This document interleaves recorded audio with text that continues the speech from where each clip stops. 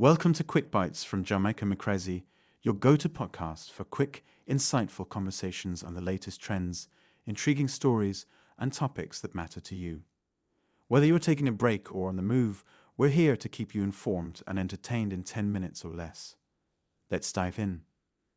Yo everybody, Kilo here, coming at you live from the ATL, and today we're talking about Jamaica. Now, when you think of Jamaica, you think of sunshine, reggae, Usain Bolt outrunning cheetahs. Good vibes only, right? The island is known for its beautiful beaches, vibrant culture, and the infectious rhythm of reggae music that seems to flow through the veins of every Jamaican. It's a place where the sun kisses the ocean, and the people greet you with warmth and a smile. But like every nation, Jamaica's got its struggles. Beneath the surface of this paradise, there are challenges that the people face daily. It's not all sunshine and rainbows. There are clouds that cast shadows over this beautiful island. Lately, it's been crime and economic hardship casting a shadow over the island. The headlines are filled with stories of violence and economic struggles that paint a different picture from the idyllic scenes we often see.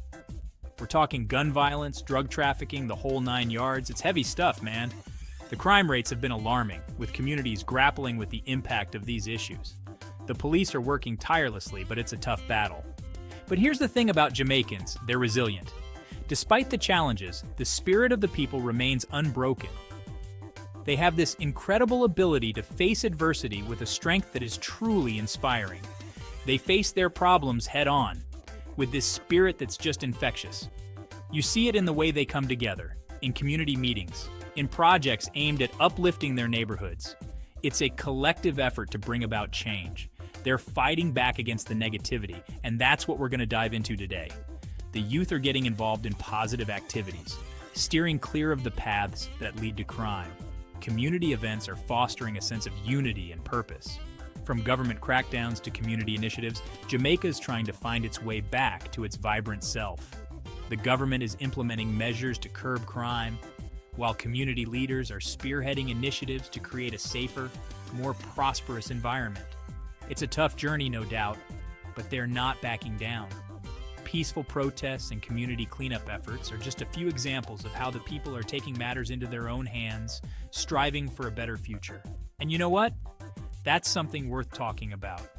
The resilience and determination of the Jamaican people are stories that need to be told. It's about more than just the struggles. It's about the fight to overcome them. So buckle up, people, because we're about to take a deep dive into Jamaica's reality, the good, the bad, and the hopeful. We'll explore the beautiful landscapes, the harsh realities of crime, and the heartwarming stories of community efforts. We're going to break down the headlines, unpack the issues, and hopefully learn a thing or two about resilience along the way.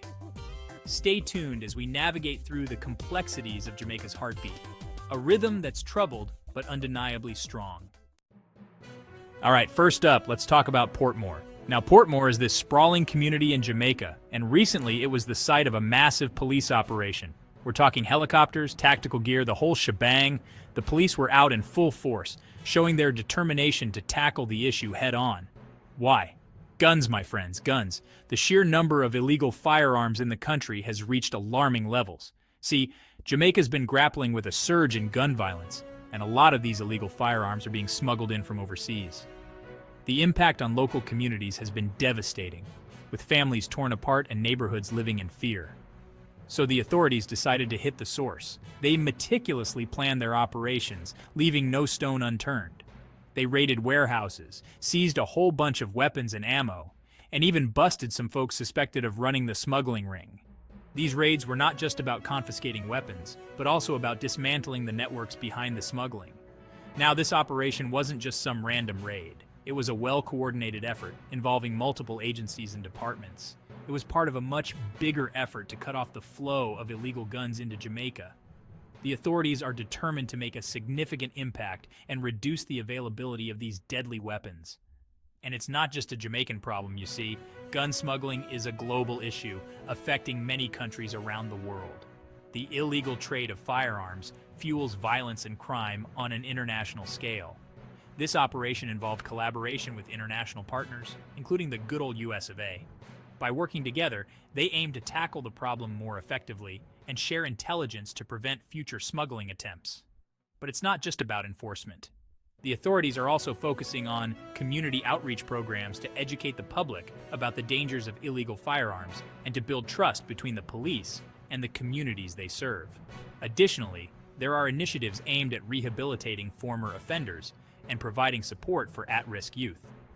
These programs are crucial in addressing the root causes of gun violence and offering alternatives to those who might be drawn into criminal activities. The ultimate goal is to create safer neighborhoods and reduce gun violence, making communities more secure and improving the quality of life for residents. Success stories from these efforts are already emerging, showing that with determination and collaboration, positive change is possible. Moving forward, the authorities plan to continue their efforts, working closely with both local and international partners. The vision is clear: a safer Jamaica, free from the scourge of illegal firearms. It's a challenging journey, but with persistence and cooperation, it's a goal within reach. That's right, folks. The fight against gun violence in Jamaica is going global. This isn't just a local issue anymore. It's a matter of international concern. The world is watching, and more importantly, the world is acting. The US in particular is stepping up, providing resources, intelligence, and training to their Jamaican counterparts. This isn't just a token gesture. It's a comprehensive effort involving multiple agencies and departments. From the State Department to the Department of Defense, various arms of the US government are pooling their expertise and resources to assist Jamaica in this critical fight. They're working together to track down these gun smugglers, disrupt their networks, and hopefully stem the tide of illegal firearms flooding the island. This involves not just on-the-ground operations, but also sophisticated intelligence work. They're using advanced technology and data analytics to map out the smuggling routes and identify key players in these criminal networks. Now, some people might say, hey, isn't the US partly responsible for all these guns in the first place? It's a valid point, and it's one that has been raised in many forums. The US has long been criticized for its lax gun laws, which make it relatively easy for firearms to be purchased and then smuggled out of the country. And you know what? They wouldn't be entirely wrong. The flow of guns from the US to Jamaica has been a significant factor in the island's gun violence problem. But acknowledging this issue is the first step towards addressing it. The US is now taking responsibility and working to rectify the situation. The US has a bit of a reputation for, shall we say, loose gun laws. These laws have made it easier for guns to end up in the wrong hands, both domestically and internationally. However, there are ongoing efforts to tighten these regulations and improve oversight to prevent illegal exports. But hey, at least they're trying to clean up the mess, right? This cooperation is a step in the right direction. It's about more than just law enforcement. It's about building trust and fostering a sense of shared responsibility. This collaboration is a big deal. It's not just a symbolic gesture. It's a practical, hands-on partnership aimed at making real, tangible changes. The agreements being signed and the press conferences being held are just the tip of the iceberg. Behind the scenes, there's a lot of hard work and dedication going into this effort. It shows that Jamaica is not alone in this fight. The international community is rallying around them, providing the support and resources needed to tackle this issue head-on. This kind of solidarity is crucial for making lasting progress. It's a team effort, and hopefully, with this international support, they can make some serious progress. The combined efforts of local and international law enforcement, community leaders, and concerned citizens are all playing a part in this fight. It's a multifaceted approach that addresses the problem from all angles. But it's not just about catching the bad guys. It's also about prevention and rehabilitation. Programs aimed at providing alternatives for at-risk youth, community engagement activities, and efforts to strengthen the social fabric are all essential components of this strategy. The Jamaican government's also taking some drastic measures on the ground, like declaring a state of public emergency in certain areas, including parts of East Kingston. These measures are aimed at stabilizing the situation and providing a safer environment for residents. It's a tough but necessary step to regain control and restore peace in these communities. Ultimately, the goal is to create a safer, more secure Jamaica for everyone. This is a long-term effort that requires sustained commitment and cooperation from all parties involved. With continued international support and local initiatives, there's hope that significant progress can be made in the fight against gun violence. Now, A state of emergency, that's serious business. It basically gives the security forces extra powers, more patrols, more checkpoints, and more searches. It's like hitting the pause button on regular life and saying, all right, let's try to get a handle on this situation. The idea is to disrupt criminal activity, seize more illegal weapons, and restore some sense of order and peace. Now, on the one hand, you can see why they're doing it.